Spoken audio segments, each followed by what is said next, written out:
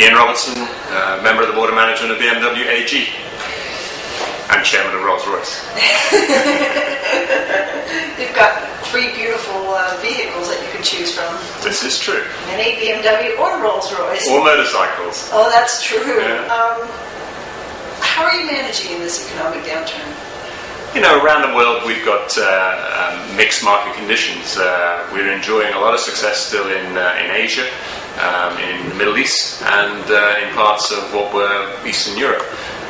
Having said that, the United States is showing a number of challenging circumstances, as are some countries in Europe, but not all countries in Europe. So overall, we are slightly behind last year's number, but by no means down to the levels that some of the competition or even the overall car statistics would suggest. What percentage are you cutting on production or employees? We've taken the decision to, first of all, we cut back 25,000 production, and we've recently taken another 40,000. So around 65,000 cars have been taken out of the BMW group programs in the last couple of months. And we continue to look very carefully at what happens month over month, because I think we are in a situation where it is somewhat unpredictable as we go into the first few months of 2009. You mentioned motorcycles. How are they doing compared to cars? That's interesting. Motorcycles are pretty resilient, and they had their best month ever in the United States, for example, in October. So, from that perspective, yes, they're seeing some downturn, but overall in pretty good shape. Would that tell you that maybe people believe gasoline will be going back up, or...? I think you could read all sorts of things into these types of issues. Rolls-Royce is tracking 37% ahead of last year at the moment, and as premium brands go, that's probably the largest increase of any brand anywhere in the world.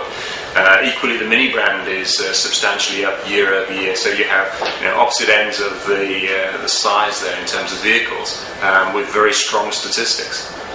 So, if BMW builds vehicles in the United States. Mm-hmm. So they use some of the same suppliers that the Detroit 3 use. Mm-hmm. If one or two of the Detroit 3 were to go out of business, how would it affect your company and the auto industry in general? We use international suppliers, and many of our worldwide suppliers have operations here in the United States, just the same as we have in China, just the same as we have in other parts of the world as well. So, we would have to take a very careful look at any company that was running into difficulty and deal with it there and then. And I think we have a pretty good experience of, particularly in the component industry, where companies do end up in some sort of financial difficulty. We have experience of how to deal with it, and I'm sure we deal with it in the future as well. Hypothetically, I'm asking, if an Indian auto manufacturer bought Chrysler and/or the Chinese auto manufacturer bought General Motors, how would that affect the auto industry? I think you can be hypothetical on many propositions, but I think at the end of the day, we'll have to wait and see what happens in this world. Are you surprised that the U.S. is so reluctant in giving the Detroit 3 a bailout? Yeah, at the end of the day, there is discussions going on around the world regarding the credit crisis. Virtually every government in the world has come up with programs to stimulate their economies.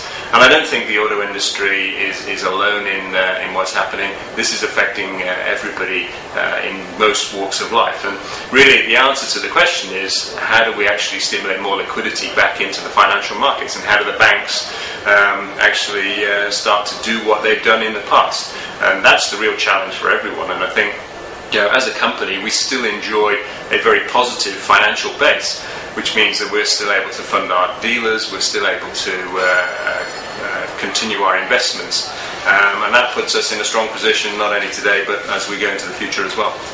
So you asked such a brilliant question. How do you bring the liquidity back into the car industry? I think it's, to say, a more general issue. It's not just liquidity in the car industry, it's liquidity into the financial system in countries all around the world. And what seems to have happened in the last 4 to 5 weeks or 6 weeks or so is that liquidity has dried up for various reasons. Are you seeing anything yet where there's some softening, where something might be taking hold and we're seeing some credit come No, back? I don't think we are. And I think, as a company, we're still able to fund our customers, we're still able to fund our dealers, and that puts us in a very strong position, which we're enjoying the position we have in the marketplace today. And Ian, as always, thank you. Thanks very much.